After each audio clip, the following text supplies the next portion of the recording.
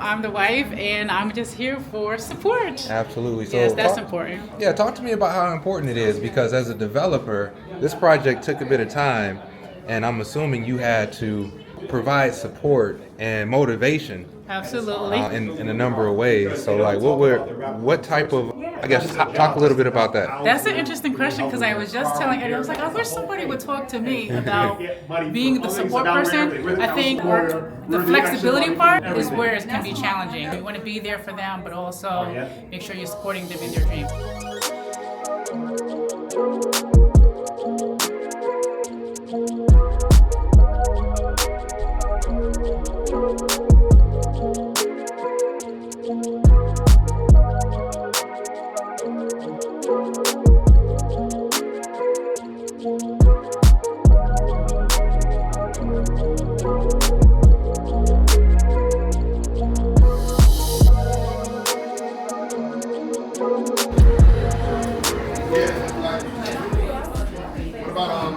Making the bottom blue and putting like some glass and like fake fish in there so that people can stand on. I don't know.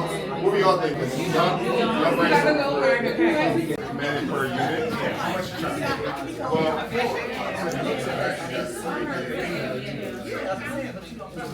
So on average for our one bedrooms, for our studios. Alright, we're going to. Alright, welcome everybody. Can I get a what up though? What up? Alright, I like that energy. Welcome everybody to the Clear. We're super excited to show you guys what we've been working on. It's a 40-unit building. Because of space constraints here, what we're going to do, we're going to go to the 4th floor. You guys can meet the team. We can talk about the building, do some Q&A, and then take a tour. Does that sound good? Yeah. Alright, let's go on. Let's go.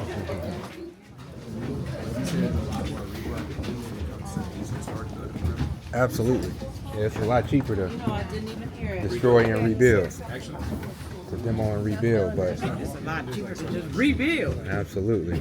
Start from scratch. But at the end of the day, these have a different type of value add to the community. And here's 3. Yeah, man, you can't replicate these types of buildings. That's why that subsidy is so important. And grant dollars, tax abatements, all that stuff. So many. Absolutely. Like 10 partners. Yeah.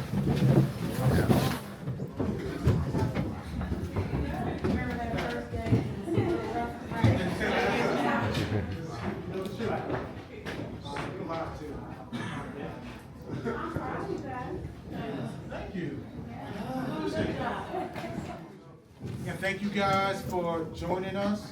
Is this anyone's first READ event? All right, can we give a warm READ welcome? My name is David. Man, there's a lot of people on this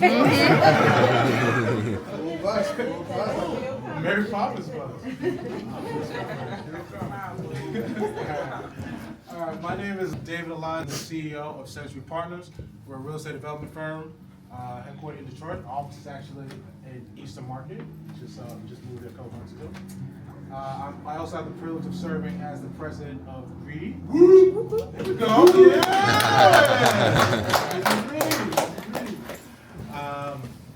Yeah, so we're really excited to show you guys what we've been working on for the last, feels like three or 4 years.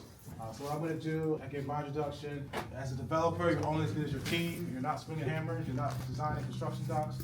I want you guys to meet the team that's making all of this possible. I'll go a little bit into the building, the development, the capital stack, the unit mix layout, do some Q&A, and then we can do some quick tours. We'll split it into 2 groups, and then we'll call it a wrap. Does that work? Yeah. All right, awesome. So I'm going to hand it over to Paul, and y'all can go down the line. Hi everybody, my name is Paul Jones. Happy to see everybody's lovely face. I'm the development manager at Century Partners, so I get to help David and Century Partners and the rest of our team just pretty much achieve housing and do what we do best. So happy to be here. My name is Ishma Best. I'm the Director of Sales and Leasing for Century Partners. I get to find wonderful tenants. I get to help in the process of finding amazing tenants to fill out the space. And nice to meet you all. Thanks for coming. My name is Kyle Wolfer. I'm founder of Bold Studio. I'm part of the design team and I get to help design buildings like this. Welcome. My name's Carissa Levier. I am the architect, Amy Baker Architects. I collaborate with Carl on a lot of these types of multifamily design or rehab projects. Hi, I'm Amy Grosby. I'm the superintendent. I'm with MFCC. And this is my 6th multi-fair. Clap up to the team. None of this, as you guys are in various stages in your development journey, you need a really strong team to make particularly complicated projects work. So we thought we got a really good team. We got the contract, the GC, the architects, sales and leasing, and out of the team. We got a really good team to make this development work. All right, so where are you guys? You guys are pretty much on Claremont between Woodward and Second. Why is this area important to us? Why did we take this on? So our first acquisition ever was just about 6 blocks west on Atkinson Street. And that's where Century Park in 2015 really started. Since then, we've rehabbed over 200 houses. We started with just 40 houses on Atkinson Street between the Lodge and Woodward. So this place is kind of home for us. And we've seen this building. I've lived in Detroit now for 10 years. So whether y'all want me or not, I'm here. I ain't going nowhere. I'm super excited, definitely, to continue kind of the next evolution of what I think would be Detroit's growth and development in the neighborhoods. This building's 100 years old. It was last occupied, we believe, in August of the year 2000. So it's been vacant for about 25 years. So there's a DTE tag you saw in the basement that had that last written inspection date of I think it's August 20th of 2000. So building's 100 years old. It'll have its 100-year anniversary next year. So by then we want to be done. We want to be fully leased. If any of y'all want to put a security deposit down on a unit right now, we can do that. And we want to build. We want to have this building have another 100 years of life. So what are we doing here? This is a gut rehab. So we're doing everything is new electrical, new plumbing, new HVAC, new roof. Pretty much nearly every single joist in here has been replaced, or sistered, or buttressed, the studs. We have all new windows. The only windows that haven't been completed are the windows that we're strategically holding open to facilitate material supplies that needs to be brought into the building as we're going through construction. We've got a new subfloor that you're sitting on right now. So far from a construction perspective, we've completed the roof. You see the windows, a ton of the subfloor, a ton of the structural elements that we discussed. Obviously demolition. We finished underground plumbing, underground electrical. Those were passed by the city inspections. And you see on the first floor, we completed pretty much all the rough carpentry, framing on the first floor, a lot of the rough electrical, rough plumbing. And we've started the 4th floor you see a lot of the framing on the 4th floor done in the belly of the building, and we started some of the rough electrical. In the unit you're standing in right here, you can see we've actually laid out where the drywall, so where the walls are going to be.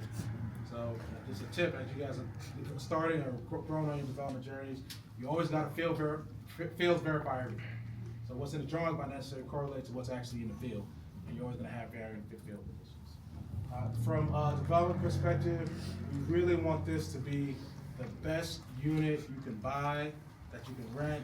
From an amenities perspective, we're having a dog washing area in the basement, we're having a gym in the basement, there'll be bicycle storage, there'll be actual personal belongings storage. We'll have an elevator building coming in. The elevator was just decommissioned, so taken out just a couple of weeks ago.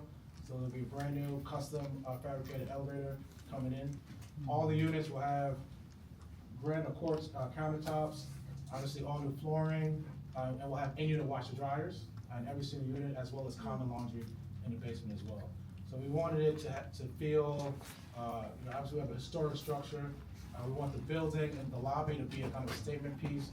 We want to feel like the eras, the 1920s feel. We're trying to restore as much as possible, given the budget constraints for this project. But away from that, everything else will feel very modern and new. You should feel like you're kind of in the downtown, new construction, but with that old historic feel as you get through the units and as you look at the amenity package. I think the last piece on development will have a parking lot. So right next door, we will have just acquired the final 2 lots for our parking. So we'll have 40 spaces, and we'll have 3 dual port charging stations. So you can charge electric vehicle charge up to 6 cars at a time in that parking. Nice. From a unit mix perspective, the initial structure of the building, a layout at 52 or 54 primarily really one bedroom units. So we've combined a couple units, we're over relying on one bedrooms. We think you get reduced, some I think economic efficiencies with having fewer units, so we've reduced that unit count to 40 units. So at 40 units total, there'll be 4 3-bedrooms. This is a 3-bedroom unit you're sitting in here. Three 3-bedrooms, 6 2-bedrooms, 3 studios, and the remaining will be 1 bedroom. This building will have, we're getting a National Green Building Silver certification. So there's a lot of thought and attention that goes behind the design elements and the construction and installation, spray foam installation, our ceiling assemblies, have a ton of insulation and sound dampening. Our windows were installed in a way to make sure we're compliant from the blow ratings, our values. This building will have a VRF, all electric heating and cooling system. So that VR stands for variable refrigerant flow system. And effectively, that is one of the most kind of hyper efficient heating systems you can have for a building. All electric. The only gas in this building will be to power the hot water tanks. So we'll have 1 or 2 hot water tanks in the basement to provide hot water. So from a maintenance perspective, our management perspective, we're looking to, with all those amenities, charge a fee. With that amenity fee, you'll get high-speed Wi-Fi, all your utilities taken care of, you get access to the amenity stuff in the basement and parking. And we think that'd be a very efficient and attractive way to improve things. From a unit makeup perspective, from a rent perspective, we have we're about 8-10 different capital stack sources in this deal. We have support from LISC, we have equity, we have MISTA, we have MEDC, we have Detroit Brownfields, we have EBR, anyone from EBR here? EBR, we have Invest Detroit. A lot of different funding sources. And a lot of them require some kind of affordability commitment. So legally, in part because of our funding sources, in part because of the neighborhood where rents are, in part because we believe that you deserve to have affordable, high-quality housing, and it's something we desperately need. We have some restriction. All of the units will be offered affordable. So all the units will be offered below 100% AMI. And then contractually, 10% of the units will be offered at 50% AMI, another 10% at 6%, another 40% at 80% AMI, and the rest will be at market. From a numbers perspective, what is that actually? What are we charging in rent?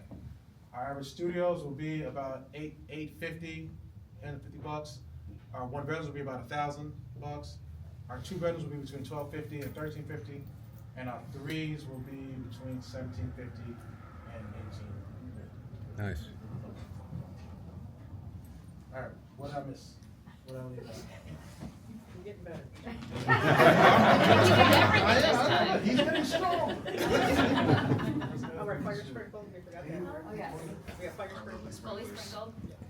So we have, because of, we will have a 5, so there is a huge leap, I think, from single family rehab, which I think a lot of us are either doing or interested or get our start in, to doing a project of this scale.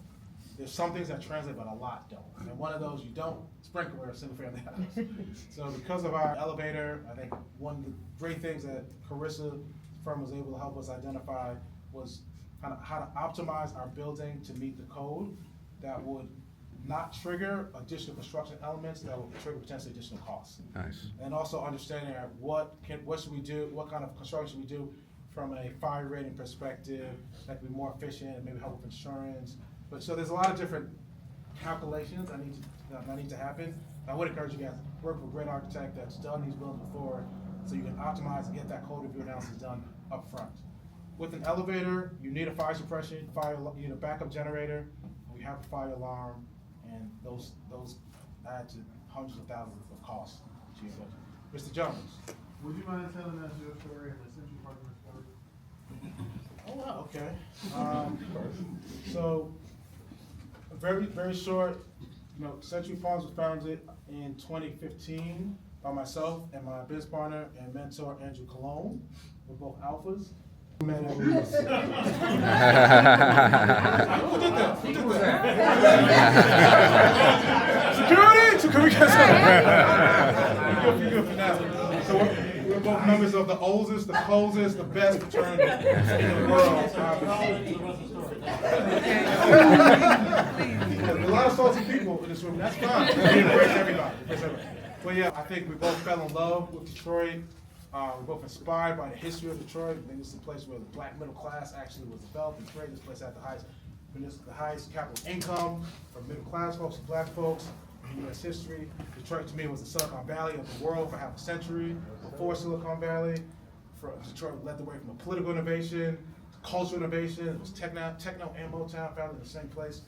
So when Detroit went into bankruptcy, we thought the opportunity to contribute to the comeback of the most amazing, the city that you could argue influenced and moved the world more than any other city in American history, that's something we couldn't pass up.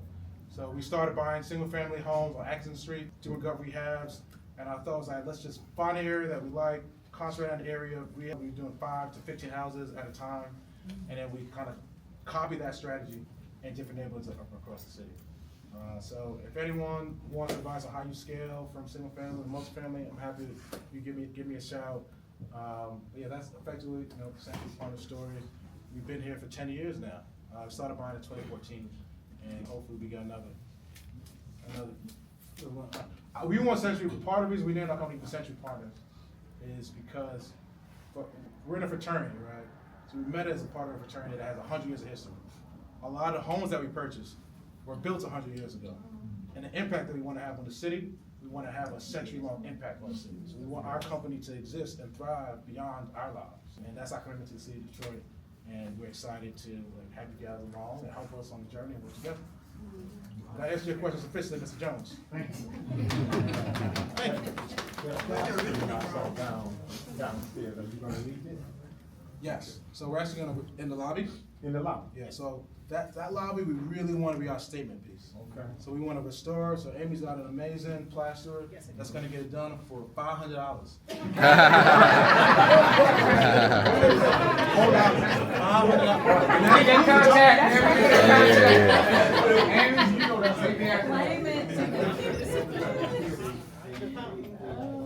Somebody doesn't want to disturb it. Yeah, exactly.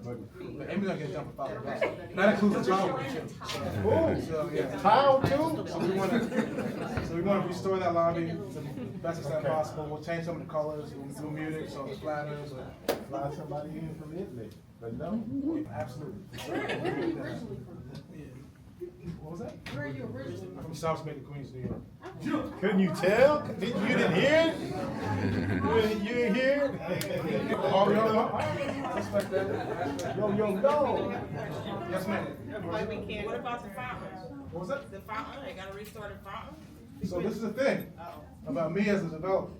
I think as a developer, your job is to mitigate risk to the best extent possible. Absolutely. And so that's a risk I don't want to have to mitigate. So we will not, I think it's really cool, I think it's awesome, if Jan Gilbert pays for it.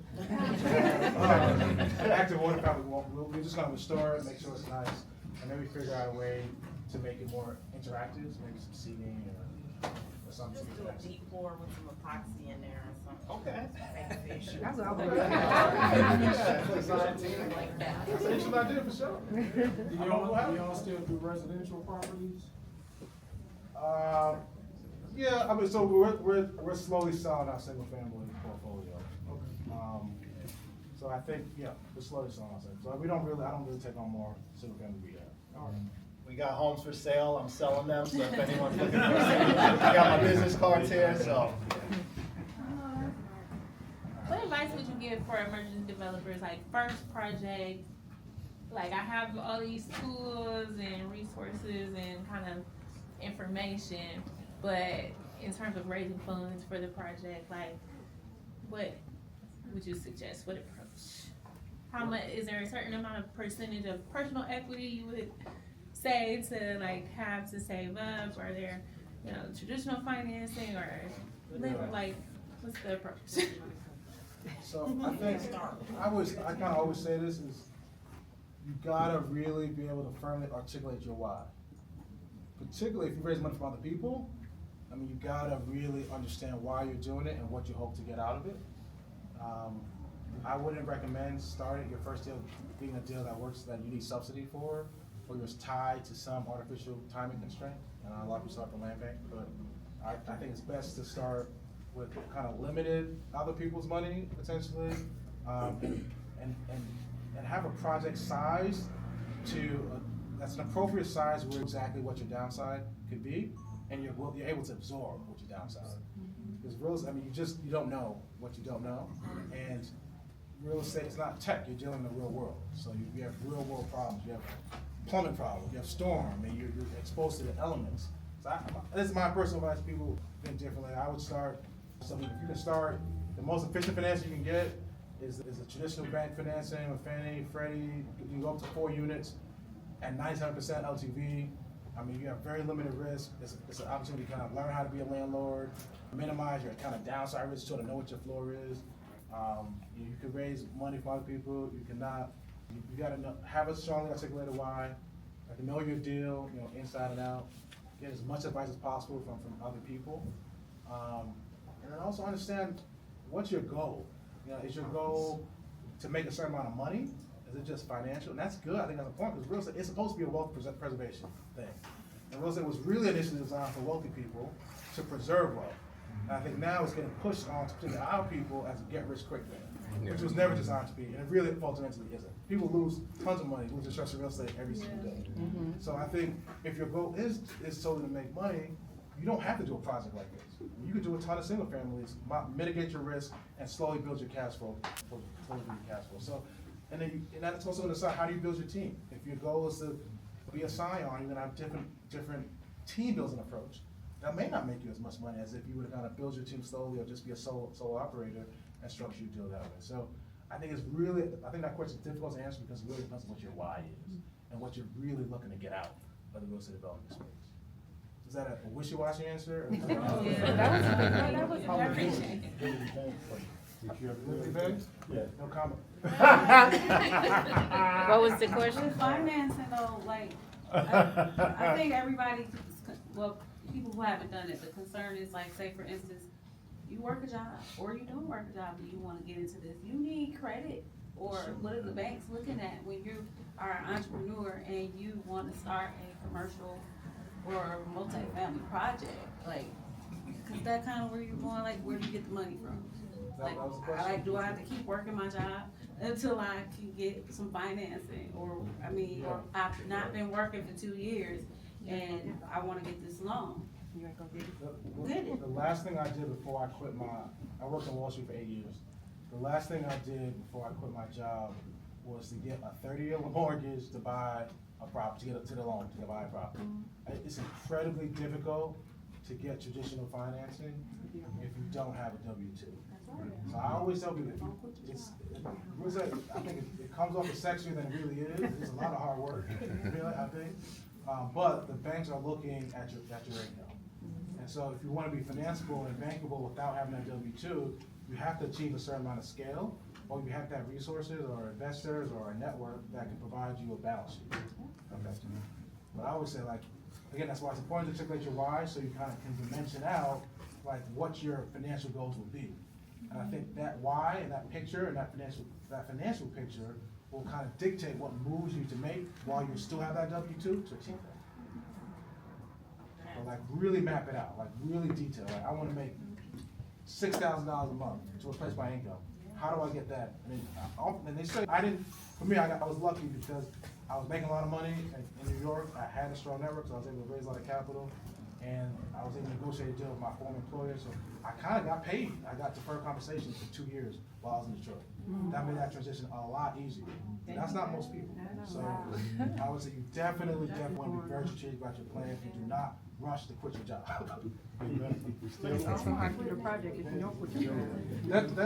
That's true too. Yeah. You have a job, you started balance. You guys just met Sayula.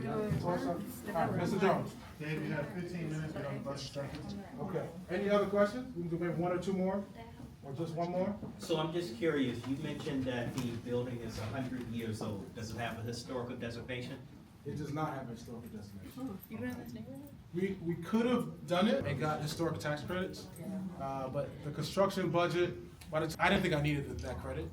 And then as the construction budget balloons, we're already too far down the design perspective. If we were to apply for historic tax credits, we would have had to preserve the exterior of the building, and then we had to do a whole new HVAC system, and incremental cost at a time didn't make it work. Thank you. All right, so if there are no additional questions, we're going to split into Can I give a round of applause to our team here?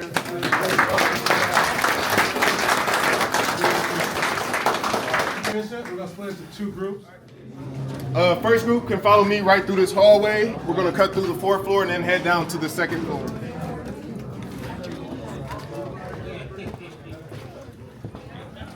So on this floor, we've started our framing a bit. We started doing our layouts to show how the unit will be set up and pretty much to determine which one is a new unit. If you see a big hole, that's a new unit. So on here, we've started the framing, so you'll kind of see the layout. You'll be able to see where the entrance is, kind of see where the living spaces are, where the common spaces within the unit are, and also where the bathroom is.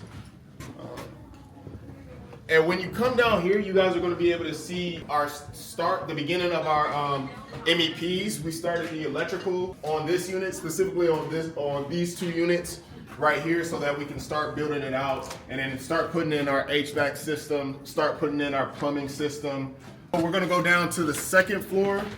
That one's more of a blank slate, but you'll see it when we get down there. Any questions so far on this floor or anything?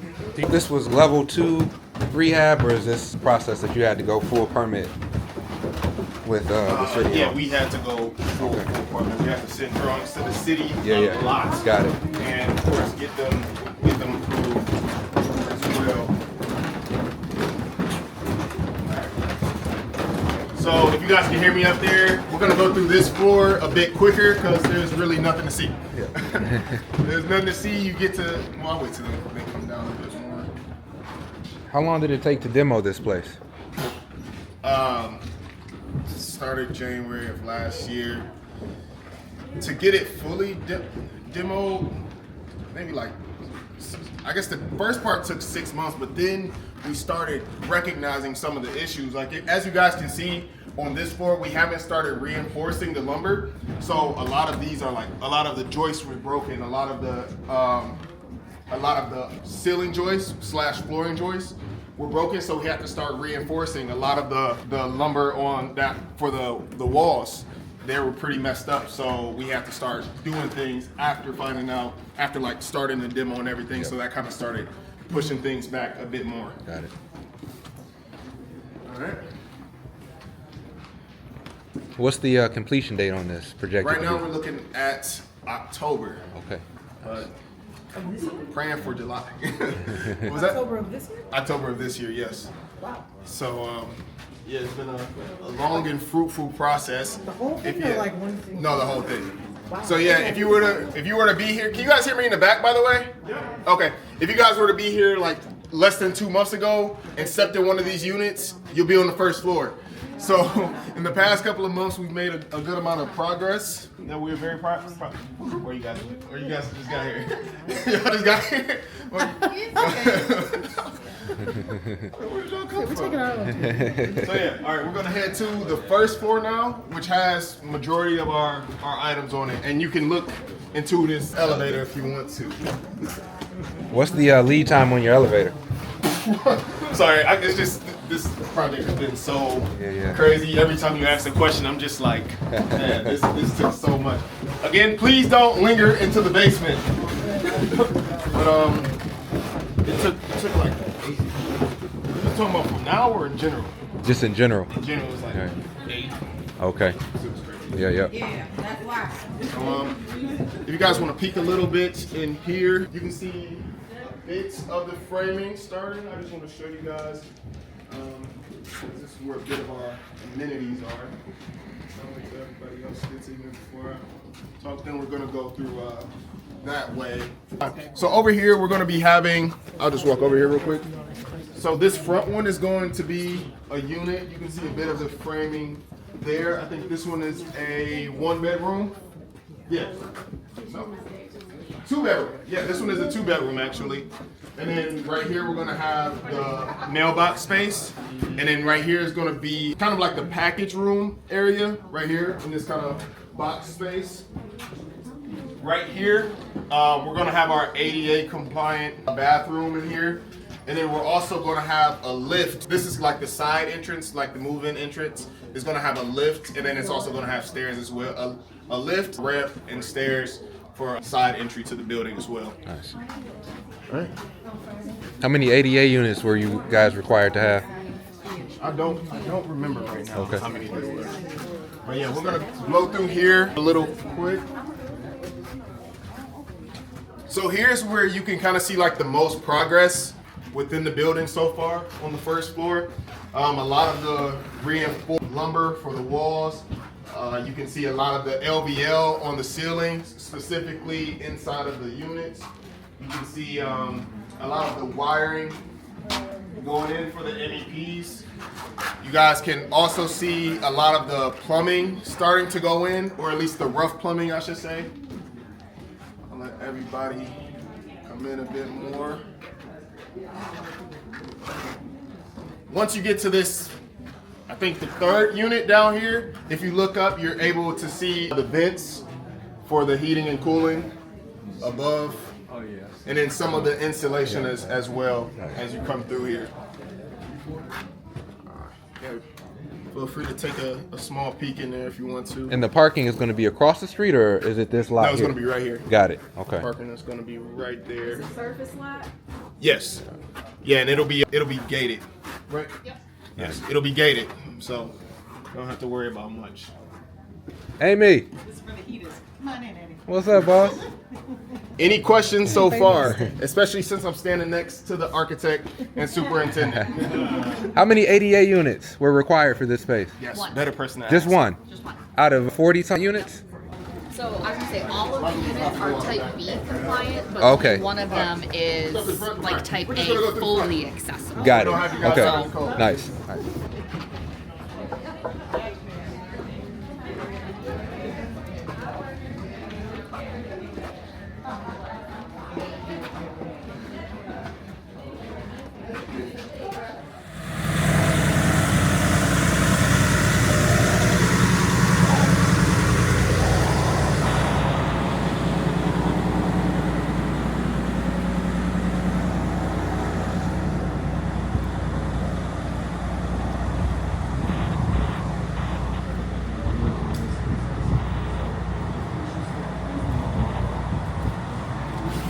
Over there, through the key connected, share information. You walk through the lobby, there's a video doorbell station there. Key fob, face, or PIN code will open up the sliding doors for you guys. Any quick questions? Go ahead. Well, first, my phone let me know we're all Wi-Fi, correct? You're all on Wi-Fi? So we have free internet for all tenants. Free internet, free water. Go ahead. Second, around your workforce development, did you work with fidelity bonding at all for your project? For your reentry population? No. You can talk to me offline, okay? Okay, let's connect. Yes, thank you. Card just. Go ahead. Understand that you did 80% EMI with no incentives. What's the purpose of that? Good question.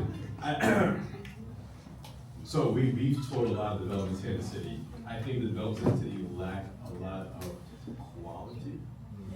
And so what we thought was, okay, so how do we increase the quality but yet keep prices low and make it attainable for those that are at low income, okay? And so what we ended up doing is, that's basically our goal. We're not a nonprofit, but I guess the intent is a nonprofit. Do we have to keep it 80% AMI? No. We have nothing on our deed, we're not deed restricted. We do whatever we want to, but we choose to, okay? Actually, I read to actually lower than 8% AMI, to be honest with you. It's about 70% AMI. So the top unit is $1,400. Obviously, that's the top end. A lot of folks are, yeah, whatever. But we have units starting at $825 for our studios, and then it's $1,060, then it's $1,200, then it's $1,300. So you have that range there. Yeah, we have to try to disrupt the whole ecosystem. Other questions? Yeah. On that note too, because affordability. So we know that affordability numbers are linked to Wayne County, which doesn't represent Detroit, right? So we worry that too. So we're trying to curb that a little bit and help folks. Where's your financing come from? All right, so this is LISC. Anyone from LISC here, this bus? No. Okay. So LISC put in 70%, we put in 30%. This is not DHFF, this is pure LISC private equity. Straight regular deal, conventional. Any other questions? What's So- what's the breakdown of the unit? You said So there studio, are 51 bedrooms, 4 studios, because that's. like 1 2-bedroom? 51 bedrooms. Oh, and okay, 4 got it, studios. got it, thank you. One bedroom. So we're gonna split between 3 different groups. I have a question. Yeah. Why did you opt to do all 1-bedrooms and not add? That's how it was built, and so each unit is separated by a brick wall, and I was not gonna take that down.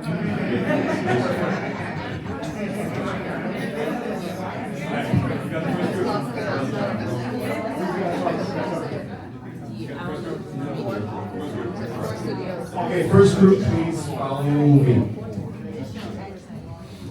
All right, fam, we got 3 groups. First group is rolling. We've got 3 total groups. We got 3 total groups.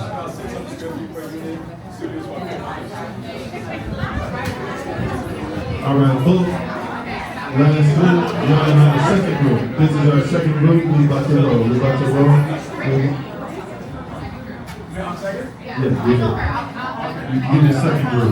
Second group is rolling. Boom, we out here. We have 20 minutes to tour the building. We are getting on the bus at 6:20. Please be ready. 6:20, we on the bus. Deja, where's our first? What's up, boss? You all right? I'll see you in a minute. I'm trying to build a portfolio. Sorry, guys. Sorry. Wow. This is nice, boss. Yeah, this is sweet. I gotta turn my camera off. Yeah, make sure you capture this, man.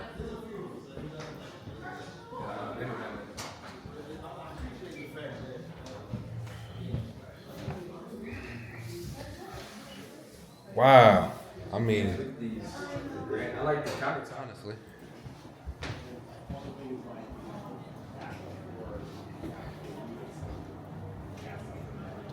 So it'll be more essential systems will have that. So I have a quick question. So what do you do for the individual who isn't that tech savvy?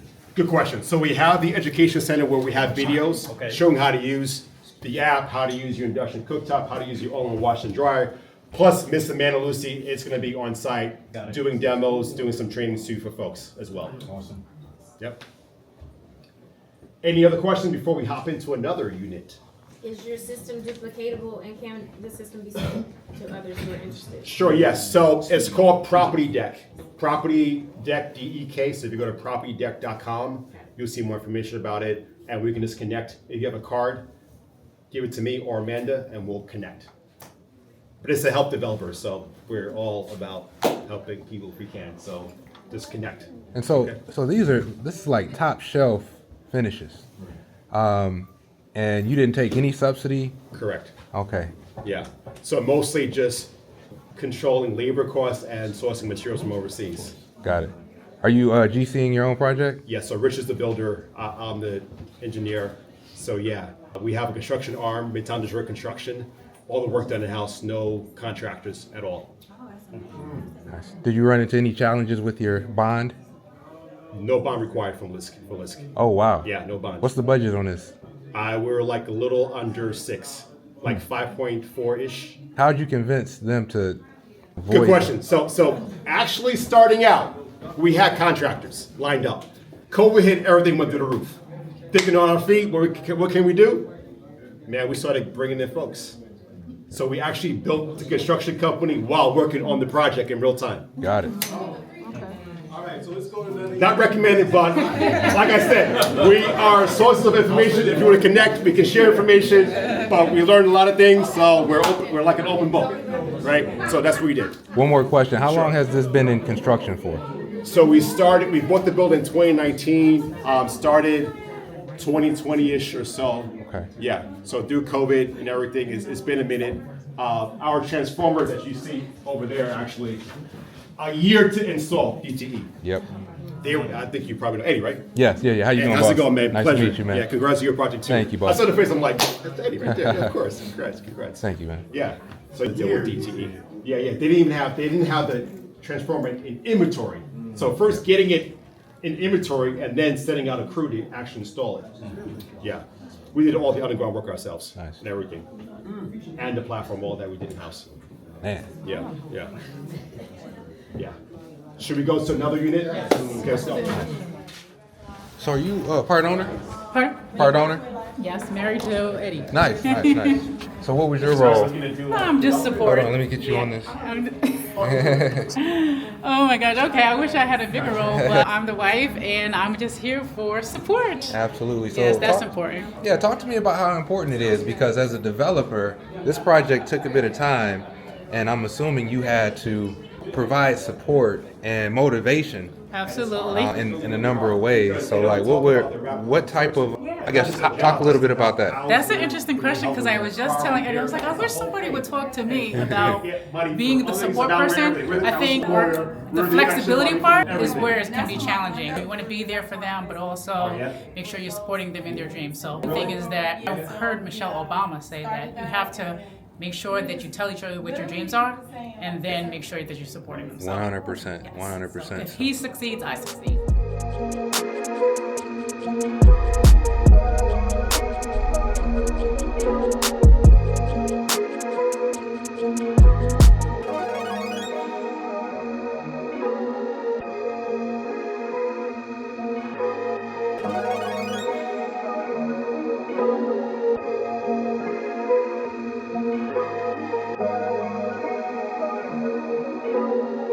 I seen you on YouTube. Hey, thank you, boss. How you doing? Great.